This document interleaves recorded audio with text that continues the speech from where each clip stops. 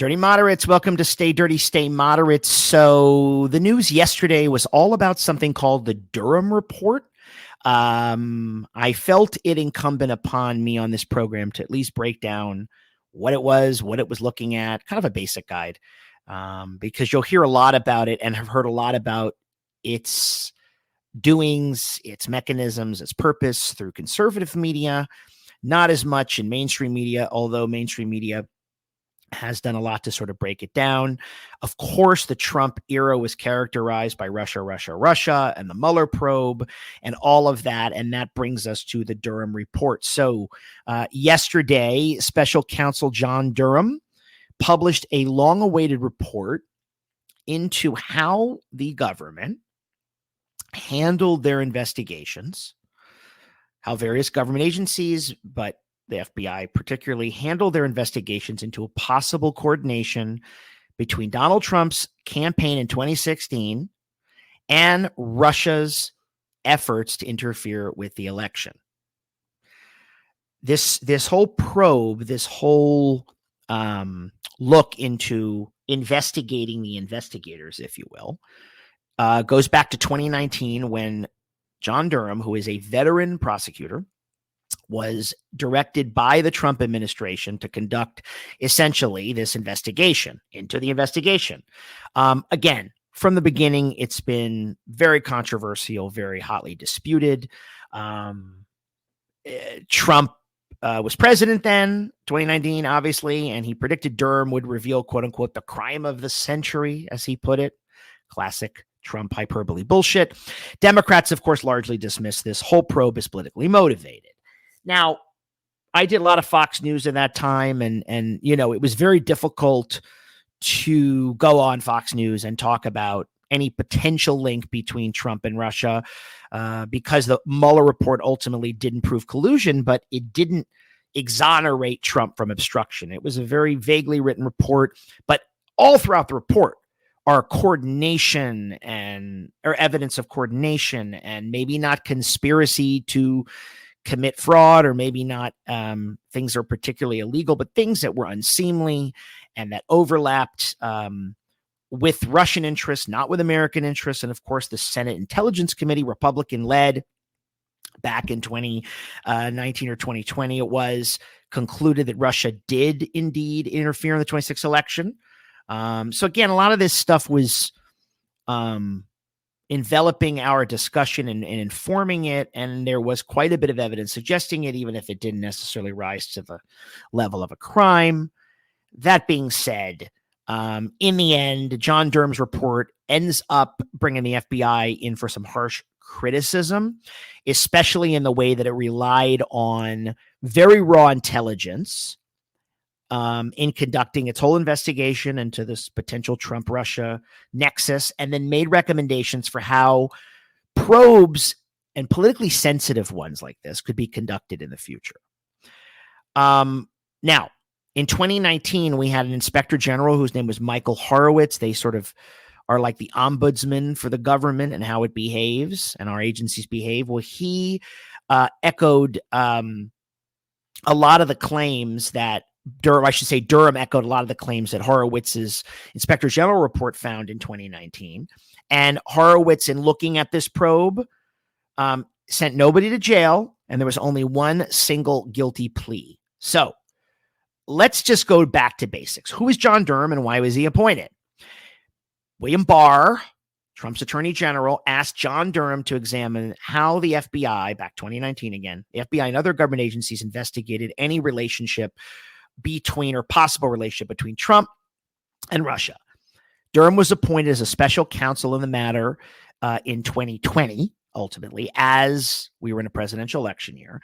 And the special counsel designation, by the way, when you hear that term, it's often used, it's used regularly in Washington. It's a way for the attorney general to shield itself, Department of Justice specifically, from being engaging in any conflict of interest or being perceived as having a conflict of interest. That's why special counsels get appointed, because if the attorney general does it, the attorney general seems like they're doing the work of a partisan president, because each president obviously is a Democrat or Republican, and the Justice Department is not supposed to be partisan, and the Justice Department's head, Puba, the attorney general, is America's lawyer. not the lawyer of the president. Okay. The time of Durham's appointment, he was the United States Attorney for the District of Connecticut. He was a very respected federal prosecutor.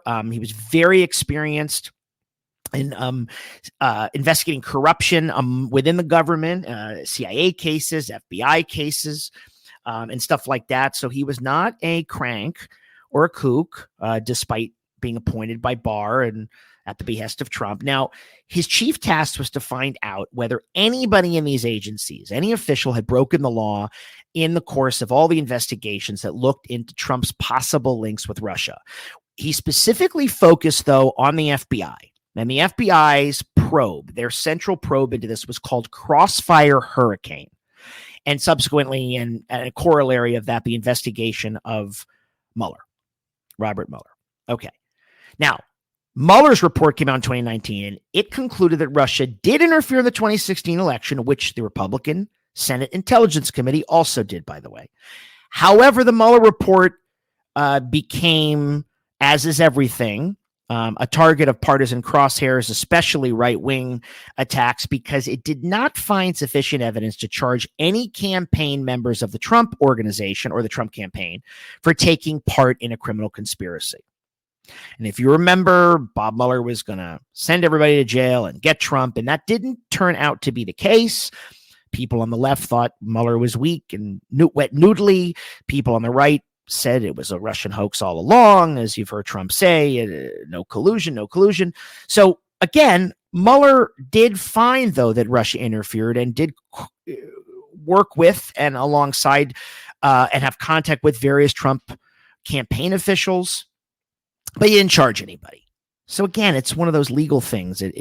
Our country, as we know, is devoid of nuance, and it's one thing or the other. And these legal investigations, these governmental investigations, these probes are very complicated.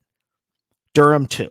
Trump, of course, had high hopes that Durham himself would find that agents and officials involved in Crossfire Hurricane and any part of this investigation had broken laws or done other wrongdoings. Well, here's what Durham's report actually found. Durham concluded ultimately that a bias, aka kind of Democratic, liberal, maybe pro-Hillary bias, kept agents from properly examining evidence, leading to what he called, quote unquote, extremely troublesome failures on the part of the FBI. This report that he issued was based on 480 interviews, and it reviewed more than 1 million documents. If you want to read it, it's online, by the way. So you can read it for yourself. In particular, Durham specifically said and accused the FBI of moving way too quickly with its investigation into Trump and Russia in 2016. His report suggested that agents were relying on uncorroborated evidence when they launched their investigation. He also pointed out, and this is an interesting point here, and I want to be as fair as I can with this. He pointed out that agents did not give advance warning of the evidence they had gathered to Trump's advisors, in contrast to the way that they had briefed Hillary Clinton's aides during the 2016 campaign. And, you know, they had briefed her that in advance of the election that they had gathered evidence that a foreign actor, in this case Russia, was trying to garner influence with her, potentially. Okay. Durham recommended as a result, okay, didn't send anybody to jail here, but again, very tough on the FBI here. He recommended a new position be created at the FBI to help vet and ensure the integrity of politically sensitive investigations. That's kind of the big takeaway here. So for people who are saying this is, you know, proves all aspects of conspiracy and the government out to get Trump, there's no evidence of that. Now, not all of Durham's findings are fresh. A lot of the FBI's contact has already been rightly denounced. So let's be clear. It has been denounced, and it should be, in the Justice Department report, in which Inspector General Michael Horowitz similarly identified what he called, quote unquote, serious performance failures among agents of the FBI. These findings, as a matter of fact, prompted Trump-appointed FBI Director Christopher Wray to implement changes at the agency. So nobody's saying the FBI was perfect. Nobody's saying that they didn't do things they shouldn't have done, but not everything that's done is necessarily criminal. Okay? Things have to rise beyond a reasonable doubt when it comes to criminal law. So same thing. Trump and his people were obviously cavorting and corresponding with Russia, but it may not necessarily have been criminal, as Mueller's report found. Both sides have a hard time hearing what I just said. Yes, the FBI may have been over their skis a bit. Yes, Trump and Russia may have been too close for comfort, but are those things criminal? Not necessarily according to the law.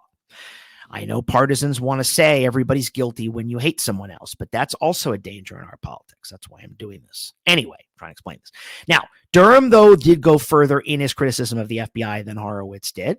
Horowitz said there was no documentary, quote unquote, or testimonial evidence of intentional misconduct, and he found that the FBI had an authorized purpose in initiating its investigation into the Trump campaign.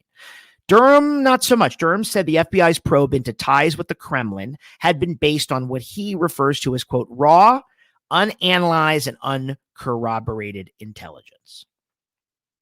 Okay, first of all, there's nothing wrong with saying the FBI made mistakes.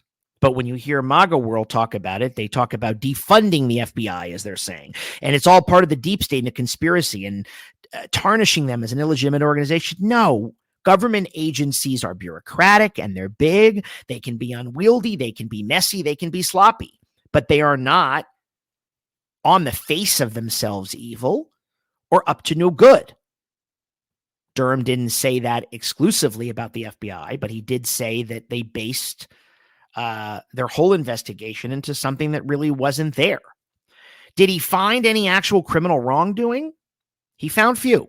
He was tasked with finding violations of the law, and he found few. Okay, a former FBI lawyer named Kevin Kleinsmith was sentenced to 1 year probation after admitting in a plea deal with Durham that he altered a government email that was used to justify surveillance of a former Trump campaign advisor, a man named Carter Page, you may remember, who was thought to be part of a Russian spy ring. It turned out not to be true, but this fellow Kleinsmith, on behalf of the FBI, seemed to be saying, well, we have a right to surveil Carter Page, even though it turned out he didn't. Now, Durham's investigation did lead to 2 failed prosecutions. Very important. One was against a gentleman named Igor Danchenko. If you watch enough MSNBC or Maddow, you probably have heard of him. He was a private researcher. Okay. And the other failure to prosecute was against a cybersecurity lawyer named Michael Sussman. Durham accused both Danchenko and Sussman of lying to the FBI, and both were acquitted in court. Again, if we're going to live by the letter of the law, let's live by the letter of the law. Now, the Republicans hear this news. They don't like that news. The Democrats hear that Mueller didn't prove collusion. They don't like that. I'm just trying to be fair here. Of course, I think Trump and his team wanted to have a very close relationship with Russia and do. I don't think Trump is a Russian asset, by the way. I think he wanted, and we know this, a fucking condominium high rise in Moscow. He's a greedy bastard.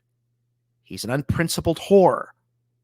Yes, he's a traitor, but I don't know that he's a Kremlin asset per se. You can debate that on your own time.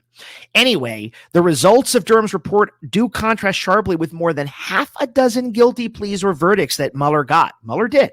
And there was no crime of the century, as Trump predicted it would be last year on Fox News. He gave an interview, called it, Durham will uncover the crime of the century.